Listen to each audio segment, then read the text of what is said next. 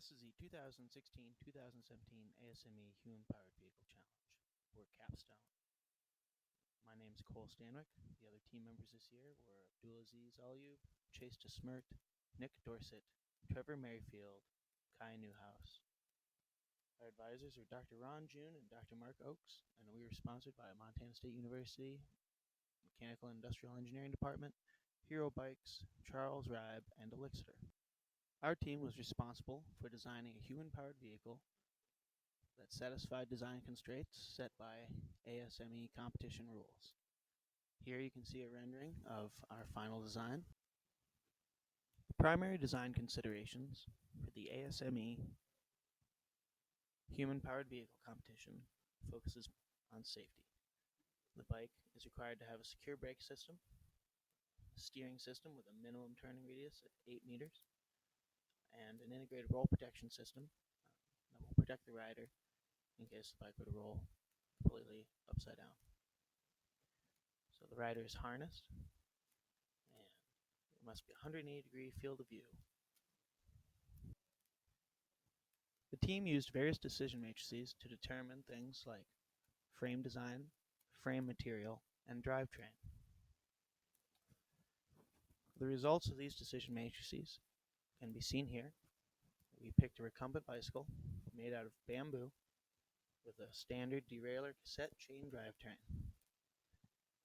The reason we chose bamboo has to do in part with the innovation aspect of the ASME challenge.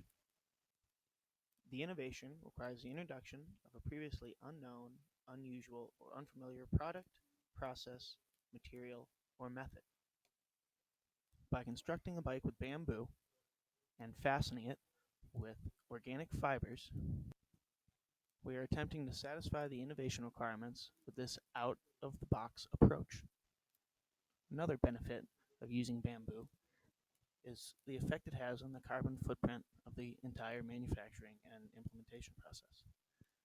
Since bamboo is a plant, it grows and uses photosynthesis, which can actually sequester carbon, reducing the impact of the bike and the design process.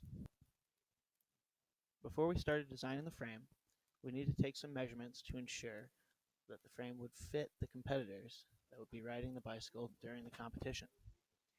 Here you can see our mock-up frame which we created. The team used SolidWorks to design various frame iterations. The design changed a couple times to account for changes in drivetrain, and it was optimized to satisfy the loading conditions while being light. SolidWorks was used to analyze the frame so that it met the allowable displacements under the loads specified by the ASME rules. Under a top-down load of 2,670 newtons, there's an allowable displacement of 51 millimeters. The analysis that we ran in SolidWorks showed that displacement would only be 0.3 millimeters. For a side load of 1,330 newtons, the allowable displacement is 38 millimeters. The SolidWorks analysis showed that the frame would only displace 4.7 millimeters. We also did this analysis with a rider weight of 250 pounds, which is 75 pounds more than the heaviest rider on the team. To design the fairing, SolidWorks was again used, this time for a flow analysis. Various iterations of fairing design were implemented, and the one that had the best velocity profile was chosen for the final design. These results were compared to another analysis conducted without a fairing, and it was shown that there was a reduction in the low pressure area behind the bike, which is where pressure drag would be induced. Since the team chose to implement bamboo as the building material and use such an innovative design, various testing had to be conducted to ensure that the manufacturing processes would satisfy the loading conditions that the bike would experience during competition. Here you can see various composite matrix combinations that were experimented with and also a couple different organic fibers that we used when making test joints, which we then analyzed for strength. I hope this video was helpful and can give you some ideas about where to start on such a seemingly daunting design process. Thanks for watching.